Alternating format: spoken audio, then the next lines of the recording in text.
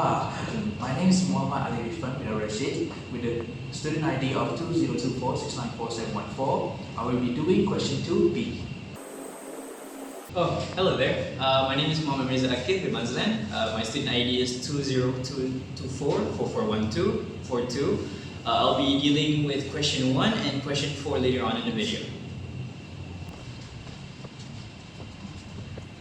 Hi, my name is Aisyah bin Said Akid, and my student ID is 2024-225466. So I will be doing the question 3, which is implicit differentiation, and I will pass this video to the next person.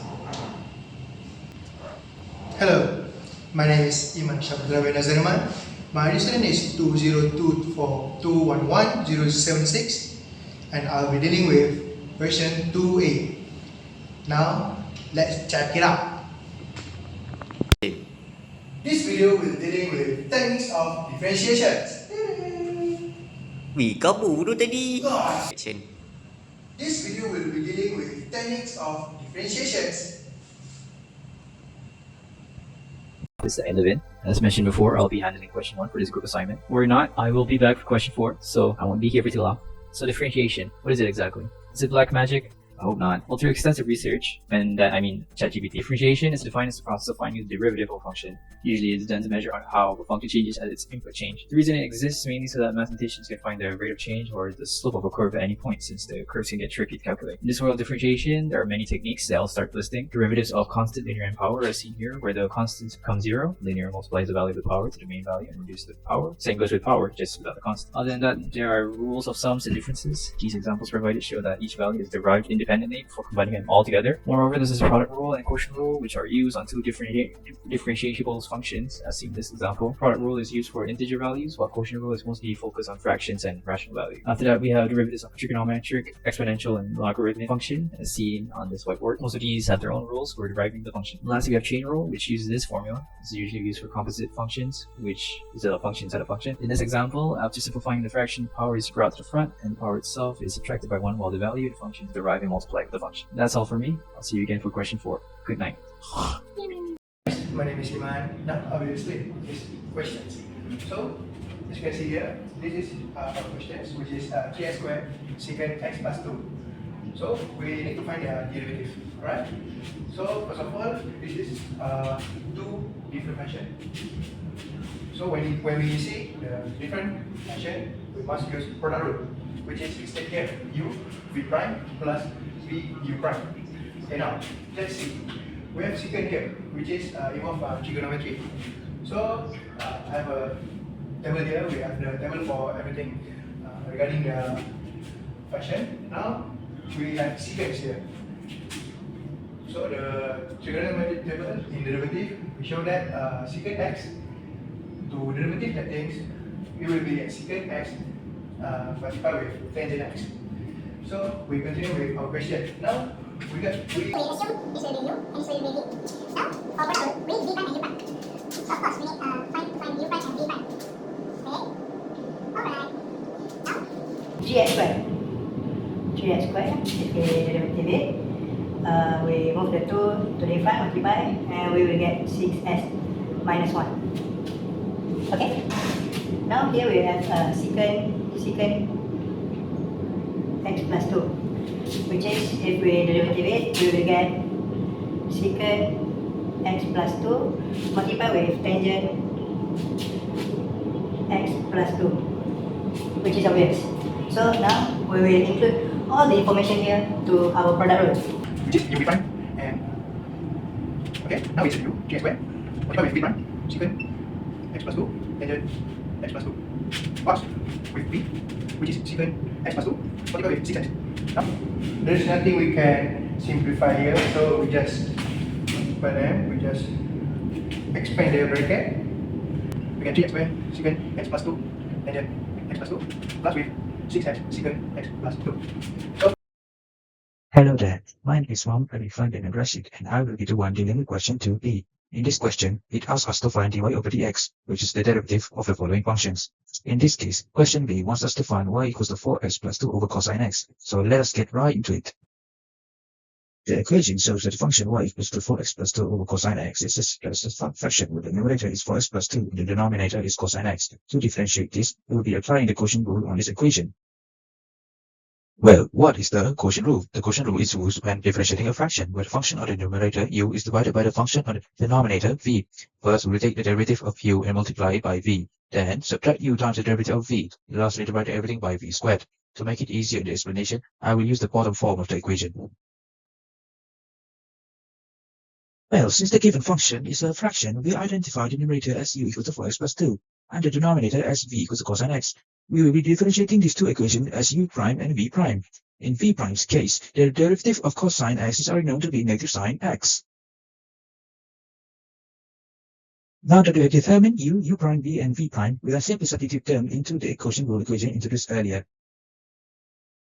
As shown in the slide, I have substituted the values that we have obtained earlier. By substituting these values, we will arrive at our final answer. Since there is nothing left to simplify, we leave it as is. Thank you for your attention, and now I will hand it over to my team members. Today I will be teaching you guys how to solve this implicit differentiation question. So, as you can see, the question is y ln 3x minus exponent to the power of 2x plus 1 minus tan for y equal to 0. So, first of all, we need to differentiate all the terms one by one. So, for the first step is we have to differentiate y ln 3x. To differentiate y ln 3x, we have to use product rule. So, as for the u is equal to y and v is equal to ln 3x. For the u prime is, as you know that if we differentiate y, it's equal to dy dx.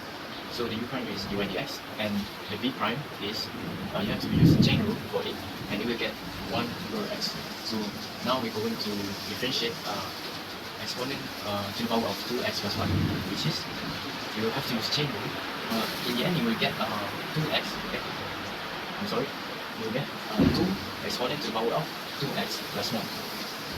So, and the next step is to differentiate tan for y. So to differentiate tan for y, you have to use chain rule again like the previous one. So you will get the answer is like 4 secant square for y times dy dx. So after you got all of this differentiation, you have to combine all of them. So firstly, you have to bring all of the dy dx to the left side. So after you got all of the dy dx to the left side, you have to factorize it so that you only left the dy dx to the left side. So you will get ln in a parenthesis ln 3x minus 4 secant square for y and dy times dy dx equal to 2x 2 exponent to the power of 2x plus 1 minus 4. So it will be division. So dy dx equal to 2 exponent to the power of 3x plus 1 minus y per x divided by ln 3x minus 4 secant square for 1. So that's all for me.